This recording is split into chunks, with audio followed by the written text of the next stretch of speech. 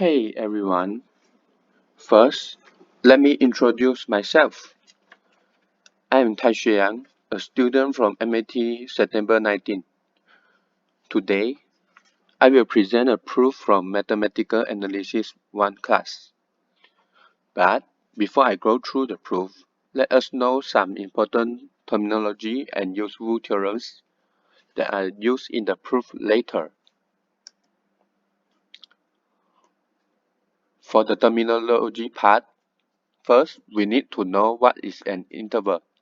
Interval is just a set of real numbers that containing all real numbers lying between any two numbers of the set. So we should know the most important is we need just a set. And the second one is we need to know what is a monotone function. A function is called monotone if it is either monotonically increasing or monotonically decreasing. And the below is the definition of monotonically increasing or decreasing function. So there must be a u and v which are in the interval d such that u is less or d or v less than v, then fu is less of or equal to fv. So, and the third one, which I think is the most important one, the definition of continuous.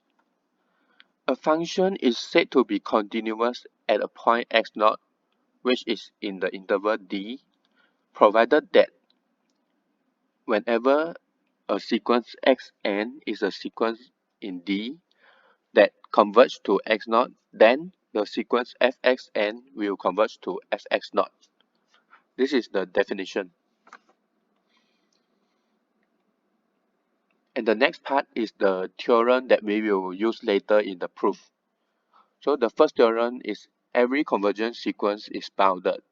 And the second one is every bounded sequence has a monotone convergent subsequence. And the third one is a sequence and its subsequence will converge to the same limit. And the last one is bounded monotone sequence converge to supremum if it is monotonically increasing, which is the NCT. And let us see the theorem we will prove today. So we first let D be an interval and f, which is a function from D goes to R, the real space, and the function is monotone and its image fd is an interval, then it is continuous.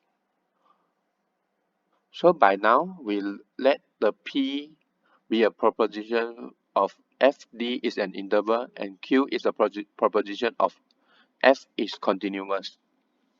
So before we go deep to the proof, first let us look at this image, this beautiful image which is drawn by me, drawn by myself. So if here we have a discontinuous function which have a gap or jump discontinuity from this point to this point, we can obviously see that the fd between these 2 points, the image of fd have a gap, have an obvious gap which is denoted by epsilon. So we can see that the fd is clearly not an interval because there are two sets in this fd. So we recall that the interval must be a set, but there are two sets, so it violates the definition of an interval. So then in this proof we will use proof by contradiction to prove this consider complicated proof which is not q implies not p. So here we want to prove that for a monotone function f, if f is not continuous, then fd is not an interval. First, without loss of generality, we assume that the function f is monotonically increasing function. Here note that we also can prove that if the f for the case f is monotonically decreasing by the similar way. So maybe you can try it yourself. I will just prove for the first case, the monotonically increasing. So by the first assumption, we assume that f is not continuous at x naught. So by the definition,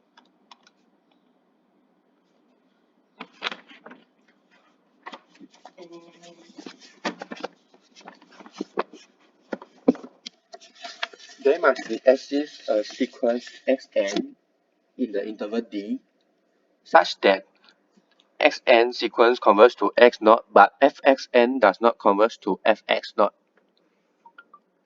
And since xn converges to x naught, so it must be a convergent sequence. And by the theorem above, we can see that xn must be bounded by the first theorem we used. And we know that by the second theorem saying every bounded sequence has a monotone convergent subsequence. This also implies that xn sequence must also has a monotone convergent subsequence. So here we define the xgn be a subsequence of xn, where the g is defined to be a strictly increasing function from n to n, natural number to natural number. And by the third proposition, we can see that the xgn will also converge to the x naught, which is same as xn by this proposition. And without loss of generality, we assume that xgn is an increasing sequence. xgn is an increasing sequence. So fxgn is an increasing sequence since f is a monotonically increasing sequence and function.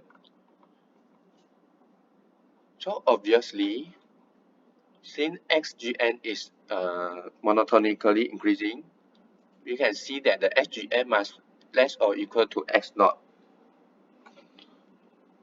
for all n. Then fxgn will less or equal to fx naught.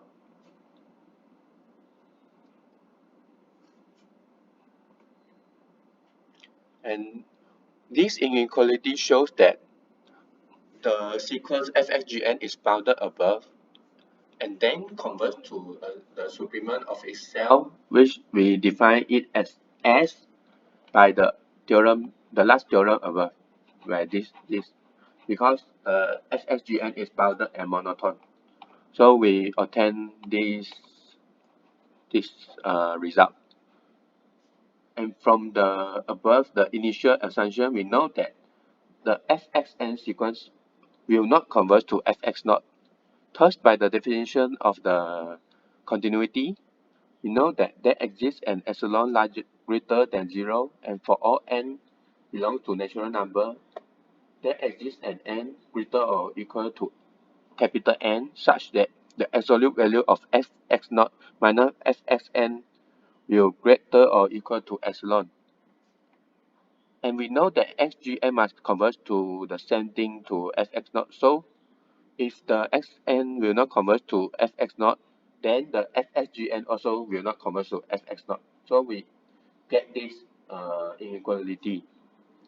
And since the fxgn will not converge, then the supremum of fxgn will also does not converge to fx naught. So we obtain this inequality. And this implies to s less or equal to fx naught minus epsilon, which means that the fxn, the fd will not contain any elements in the interval s and fx naught. So in other words, it means that it only contains fxn, which is less than s, the supremum, and it just contains the fx naught, a point. So by the definition of interval, we can see that there is a gap between fd. So this implies that the FD is not an interval. Okay, I think this is the end of my proof.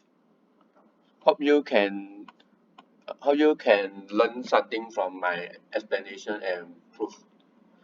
And I will do a brief summary for that. I think that this proof is considered a little bit hard because it need to utilize lots of theorem we have proved before, and it connected some important terminology and concepts in order to complete the whole proof.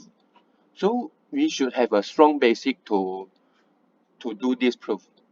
So thank you very much. Hope you can enjoy. Thank you.